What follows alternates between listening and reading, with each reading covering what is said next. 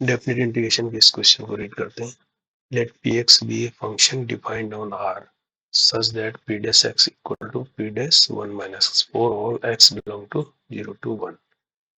p note दिया है 1 and p1 equal to 41. then 0 to 1 limit है px dx को इंटीग्रेट करना है। ठीक है, तो देखो इस क्वेश्चन में आपको जो दिया है पहले उसको देखो। p dash x दिया है p dash 1 minus x, है ना। ठीक है, यहाँ पर अब देखो क्या सोचने वाली बात है कि आपको ये पता होना चाहिए अगर dy dx यानी डेरिवेटिव ऑफ पी एक्स करते हैं, ये क्या आता है, पी डैश एक्स आता है, आता नहीं आता है। इसका मतलब अगर पी डैश एक्स को इंटीग्रेट करेंगे तो वापस पी एक्स ही आना चाहिए, आना चाहिए नहीं आना चाहिए, है ना। ठीक इस तरह से अगर D Y D X of P डे पी 1 माइनस एक्स है ये, है ना। अगर इसको डिफ्रेंशिएट करते हैं तो क्या आएगा, ये पी डैश 1 माइनस एक्स, फिर एक्स का माइनस है ना, माइनस आ जाएगा। इसका मतलब क्या हुआ, इंटीग्रेट अगर पी डैश 1 माइनस एक्स को करते हैं, इस माइनस को इधर ले जाता हूँ तो माइनस पी 1 माइनस एक्स आता है, क्योंकि डेरिवेटिव का पॉजिटिव होता है। तो इसका मतलब मैं अगर इसको यहाँ इंटीग्रेट कर देता हूँ ऐसे, देखो दोनों साइड इंटीग्रेट कर देता हूँ, जो पी डैश एक्स है वो क्या मिलेगा मेरे को, पी एक्स मिलेगा, पी एक्स मिलेगा। और जो पी डैश 1 माइनस एक्स है वो क्या मिलेगा, माइनस पी 1 माइनस एक्स मिलेगा, है ना। अब मैंने इंटीग्रेट किया है ना, तो इसको मैं कांस्टेंट भी मानूंगा इंटीग्रेशन कांस्टेंट से। यहाँ मैंने कोई इसकी लिमिट नहीं लगाई है, डेफिनेट इंटीग्रेशन नहीं किया है इसको, है ना।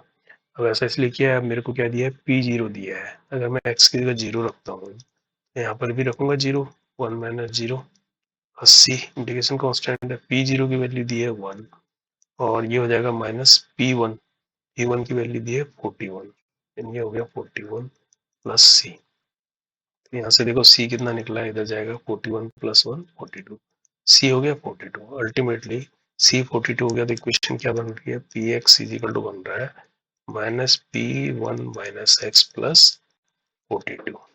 अब देख लो, अब जो हमें निकालना है उस पर आ जाओ। अब इसको इंटीग्रेट कर देते हैं ऐसे 0 to 1 के लिए, यानी इसको हम ऐसे कर देते हैं, पी टू एक्स लिमिट लगाते हैं 0 to 1 डी एक्स, है ना। और यहाँ पर क्या करते हैं, इसको माइनस बाहर ले लेते हैं, integration P 1 minus x D x 0 to 1 लिख सकते हैं, प्लस 42, है ना, 0 to 1 डी एक्स। ऐसे करने में कोई दिक्कत नहीं है। अब हमें ये वाला पोर्शन चाहिए, ये वाला पोर्शन चाहिए, है ना। तो अब देखो एक और चीज याद रखो, कोई भी अगर 0 to a फंक्शन एक्स को अगर इंटीग्रेट कर रहे हैं ना, ये 0 to a है, ये क्या हो सकता है, ये इक्वल होता है 0 to a function a minus x D x, ऐसा होता है। ठीक है, ये एक बेसिक फार्मूला है, इसको मैं यहाँ लगाऊंगा, देखो इधर, इधर तो यह है 0 to 1 P X D x, left में तो ऐसा है ही है 0 to 1। यहाँ मैं अगर लगा दूं इसको, माइनस बाहर है, इसको मैं लिख सकता हूँ 0 to 1 P 1 minus 1 minus 1 minus x, लगा कि नहीं लगा, डी एक्स। ये तो 42x हो जाएगा इसका तो, है ना।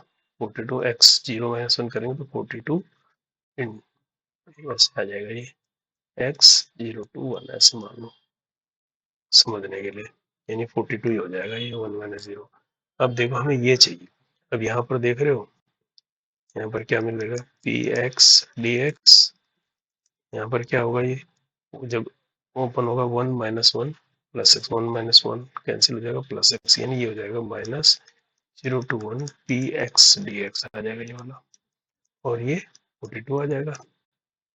अब देखो ये भी इसको इस तरफ ले जाएंगे तो 2 टाइम्स हो जाएगा, ये जो हमें चाहिए वो 2 टाइम्स हो जाएगा, यानी ये 2 times 0 to 1 P X D x हो जाएगा। ये समझ में आ रहा नहीं आ रहा ये, है ना। तो इधर हो जाएगा ये 42, तो कुछ खाली 0 to 1 P X D x चाहिए था, तो 42/2 हो जाएगा, यानी 21 हो जाएगा आंसर। समझे समझे, तो इस तरह से होगा ये क्वेश्चन, है ना। तो ये आइडेंटिटीज आपको याद रखनी पड़ेगी, ये वाली, ठीक है।